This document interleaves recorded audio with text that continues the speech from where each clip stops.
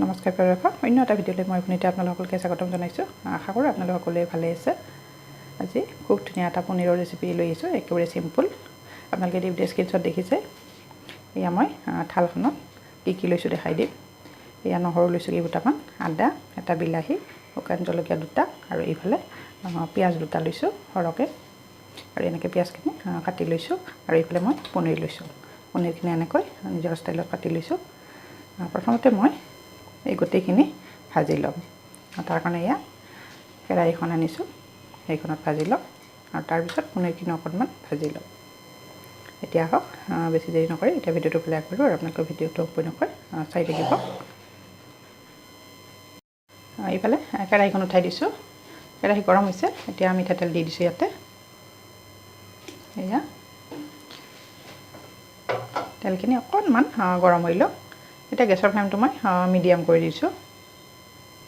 গৰম হৈছে কেৰাহী, তেলখিনি গৰম হৈছে। এতিয়া নিমখ দিছোঁ প্ৰথমতে অলপ, তেতিয়া কি হয় মানে সোনকালে সিজি যাব গোটেইখিনি। আৰু এই গোটেইখিনি এতিয়া মই ইয়াতে দি দিম।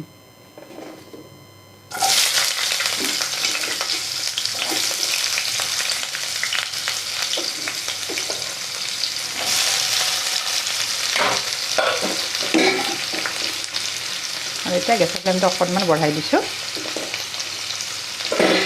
এতিয়া ভালদৰে এনেকৈ লৰাই দিম। আপোনালোকে ইয়াতে যিকোনো ড্ৰাই ফ্ৰুইটছ ব্যৱহাৰ কৰিব পাৰে, কিন্তু মই আজি একেবাৰে চিম্পুল বনাইছোঁ, একো নিদিওঁ ড্ৰাই ফ্ৰুইটছ। এইখিনি ৰংচোৱা হ'লেতো মই এনেকৈ ভাজি থাকিম।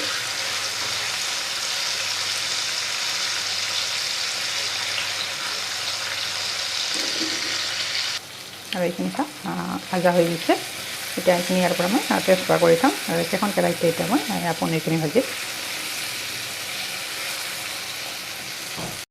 এতিয়া একেখিনি তেলতে মই পনীৰখিনি ফ্ৰাই কৰিম। আৰু এইফালে এইখিনি কাঢ়ি থ'লোঁ। ঠাণ্ডা হোৱাৰ পিছত মিক্সি জাৰটোতে ধুনীয়াকৈ পেষ্ট এটা বনাই ল'ম। এতিয়া ইয়াতে পনীৰখিনি দি দিছোঁ।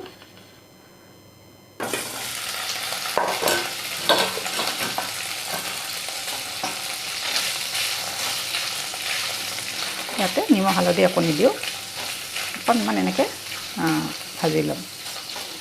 গেছৰ ফ্লেমটো একেবাৰে কমাই দিছোঁ।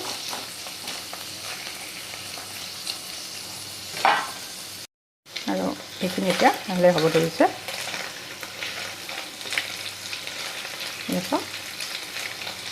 হাততে ধৰি গৈছে। আৰু এতিয়া এইটো চাইডো অকণমান হ'ব দিম, বেছি কাঢ়াকৈ নাভাজোঁ।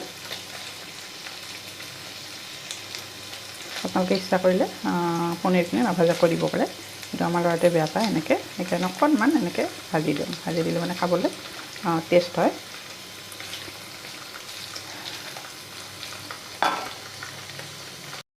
এইখিনি হৈ গৈছে। এতিয়া মই ইয়াতে আঞ্জাখিনি বনাম, এইখিনি কাঢ়ি ল'ম। আৰু ইয়াতে মিক্সি জাৰটোত লৈছোঁ এইখিনি, অকণমান পানী দিছোঁ। আৰু ইয়াতে গোটা জিৰা দিছোঁ। ইয়াত ৰ'দত শুকাই থোৱা গোটা জিৰা, ভাজা জিৰা নহয়, তেতিয়া গোন্ধটো খুব ধুনীয়া হয়। আৰু এতিয়া সেই একেখিনি তেলতে এইফালে মই তেজপাত লৈছোঁ, পাঁচফোৰণ, অকণমান চেনি কালাৰটো চেঞ্জৰ কাৰণে, হালধি। প্ৰথমতে মই তেজপাত দি দিছোঁ। গেছৰ ফ্লেমটো এতিয়া কমাই দিছোঁ। আৰু চেনিখিনি দি দিছোঁ, বেছি দিয়া নাই। আৰু এতিয়া হালধিখিনিও দি দিছোঁ, পাঁচফোৰণখিনিও দিছোঁ। গোটেইখিনি লৰাই দিম এতিয়া। নিমখটো এতিয়া দিয়া নাই, যিহেতু মই ভাজিখিনিত দিছিলোঁৱে পেষ্টটো বনোৱাৰ আগত, আদা নহৰু পিঁয়াজৰ। যদি প্ৰয়োজন হয় পিছত দি দিম। মই শুকান জলকীয়া দুটা দিছোঁ। আৰু জলকীয়া দুটাৰ জ্বলা বহুত আছে, সেইকাৰণে ইয়াতে দিয়া নাই। আপোনালোকে ইচ্ছা কৰিলে দিব পাৰিব, বেছি জলকীয়া খালে। এতিয়া ইয়াতে এয়া চাওক পেষ্টটো কিমান ধুনীয়া হৈছে। পেষ্টটো মই ইয়াতে দি দিম। গৰম হৈছে।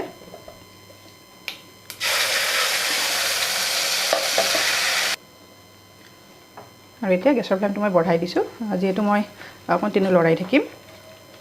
খুব ধুনীয়া এটা গোন্ধ আহিছে। আৰু কালাৰটো চাওকচোন কিমান ধুনীয়া হৈছে। এনেকৈ পনীৰ বনালে যিসকলে পনীৰ খাই বেয়া পায়, সিহঁতে এবাৰ খোৱাৰ পিছত আকৌ এবাৰ খাবলৈ মন কৰিব। খুব সোৱাদ লগা হয়। আৰু বেছি মছলাও দিয়া নাযায়।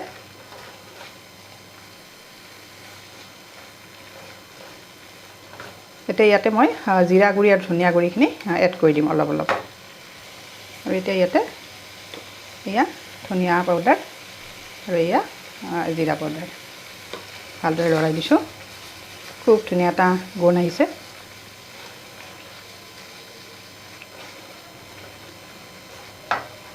আৰু এতিয়া চাওক ভাজিখিনিৰ পৰা তেল নিগৰি আহিছে। এইখিনি হৈ গৈছে মোৰ। এতিয়া ইয়াতে মই গৰম পানী দিম।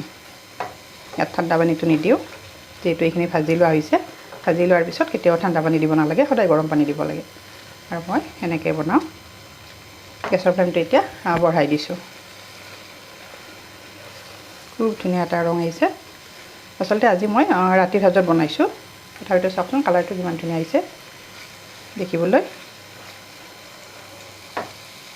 এতিয়া গৰম পানী দি দিছোঁ। এয়া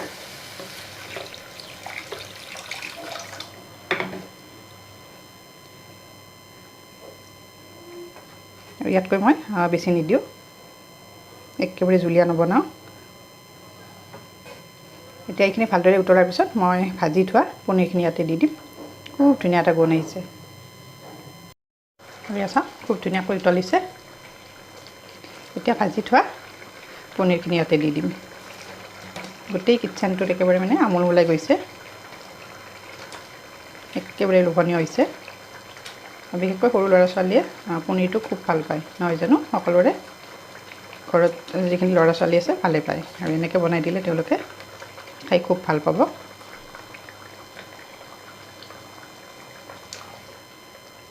আৰু এয়া চাওকচোন কালাৰটো কিমান ধুনীয়া হৈছে। একেবাৰে মাংসৰ নিচিনা লগা নাইনে বাৰু? এনেকৈ যদি মই টিপছত পনীৰ বনাই তেতিয়াহ'লে কেতিয়াও পনীৰখিনিৰ কালাৰো বেয়া নহয় আৰু খুব টেষ্টি হয়।